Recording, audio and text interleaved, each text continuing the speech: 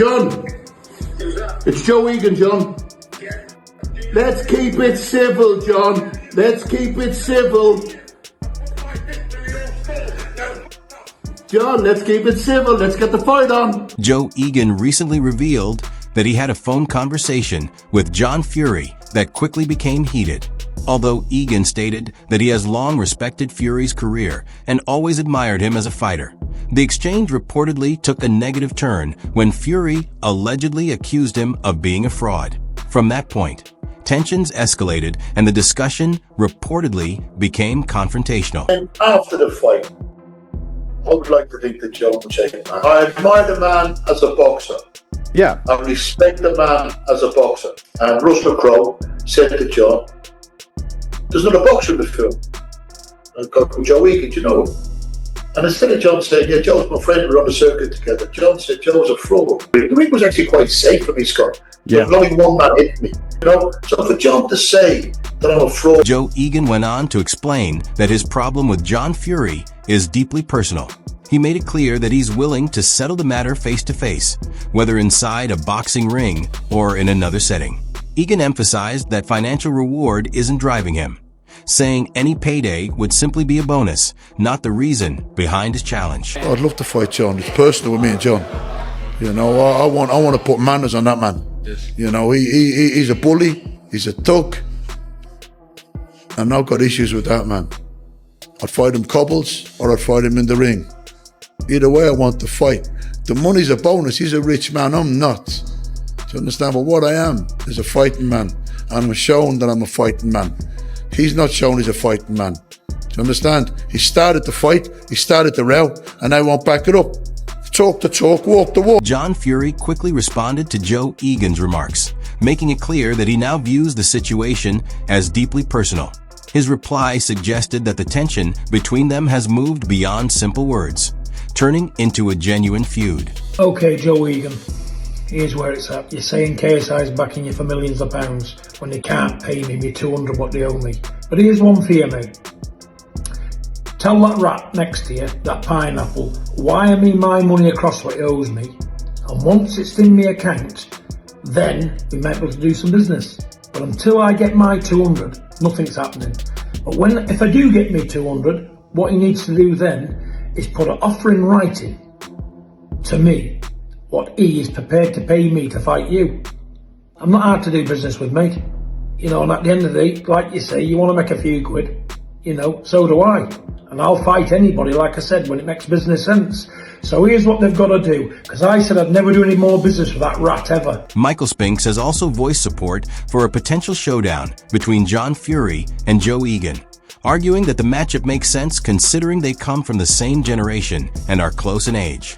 He suggested it could draw serious interest if staged at a major venue like London's O2 Arena or even Wembley. Spinx also highlighted Egan's background, noting his reputation as a former sparring partner of Mike Tyson, a connection that once earned him high praise and adds intrigue to the proposed bout. Hi guys, this is me, Marcus Spot, former British, Commonwealth and European champion, and 2 times prize-fighter champion. This is a message for John Fury.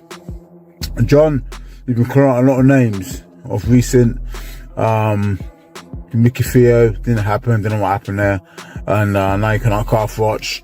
But I reckon, John, a good fight for you will be my mate, Big Joe Egan. Yeah, I think that'd be a good fight in Saudi or Wembley, wherever it takes place. I think that's a good fight for you.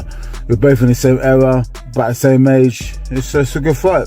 Obviously Joe is the former sparring partner to Mike Tyson, and Mike Tyson's labelled Big Joe Egan the toughest white man on the planet. You're a tough man too, so maybe the winner would be called the toughest veteran white man on the planet. Joe Egan delivered a public message aimed directly at John Fury, suggesting that Fury's stance on the situation seems to have softened over time. Egan pointed out that Fury's earlier comments were fiery and confrontational, but during a later appearance on the Free Bets podcast, his tone appeared noticeably more composed. Egan implied that the original aggression and intensity behind the challenge didn't seem as strong as before. Hello, John Fury. It's Demo Day again. Your worst nightmare. I watched you 4 months ago standing up, screaming on the stage. Here I am! Any man alive want to fight John Fury? I'm here ready to go! Then I watched your podcast with free bets. 4 months later, a timid shell, a shadow of the man 4 months previous. So, starting off with Joe Egan, how many times do you reckon he's searched for monthly worldwide in Google? Well, And you've wilted. You looked a faded, scared man talking on that podcast. Your bully boy antics have been exposed now, John, by a man that's got the balls to stand up to the bully. Okay? Now you step up to the mark. You come from good fighting stock. You're a travelling man. In reply, John Fury issued what he described as his final word on the situation. He expressed frustration with people invoking his name, suggesting some are doing so to gain attention or boost their online presence. Fury emphasized that he has no interest in small-scale exhibitions or low-paying bouts, stating that he's financially comfortable and no longer motivated by conflict or publicity-driven challenges. just a quick video to straighten one or two things up out there. I find it very embarrassing when people's got to start using people's names to make a living, where they've had that big of a failed career they can't do nothing themselves off their own name. So what I'm going to say, make it quite clear, there's no Christmas money for anybody. There's never going to be any paydays out of John Fury because I've worked too hard for my money. You know, and at the end of the day, I'm sitting pretty, I don't need money. You know, I've got bigger and better fish to fry than going on trivial about 60-year-old men fighting up and down what no one wants to see. You know, but I'm happy, I'm comfortable where I'm at in life. I'm comfortable with my boxing career. I fought the best men in Britain and Europe, and you want to check the record and check the men I fought, you can do. That's there, and I've done that and I'm happy with it. I was never a world beater, don't claim to be. But what I'm trying to say is, it's a sad state of play when people's got to keep mentioning one man, John Fury. I was never anything worth mentioning, yet they want to keep burning my name out. Good God, there's better men to talk about than me out there. But they keep picking on me for some reason, because people are that sick and weak-minded. They want to pay them 50 or 100 quid to make a podcast talking about me.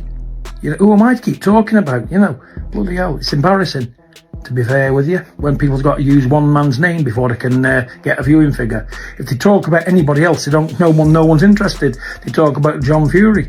But listen, I'm quite happy that people are still interested in what they've got to say about me. But let me just make it short and sweet. There's never going to be any paydays for these people. I want to fight Mike Tyson, you know, because that was beneficial to me and I could make a lot of money. And the only time I'd ever get back in the ring, let me tell you, these couldn't afford it anyway. Misfits couldn't afford to pay it. You know, at the end of the day, I'm not going to risk my life for peanuts when I've already made it, am I? You know, so at the end of the day, I'm laughing, sat here, you know, enjoying life. Success is brilliant. You know, I'm just sorry for sad people who can't leave my name out their mouth. But I got to smile.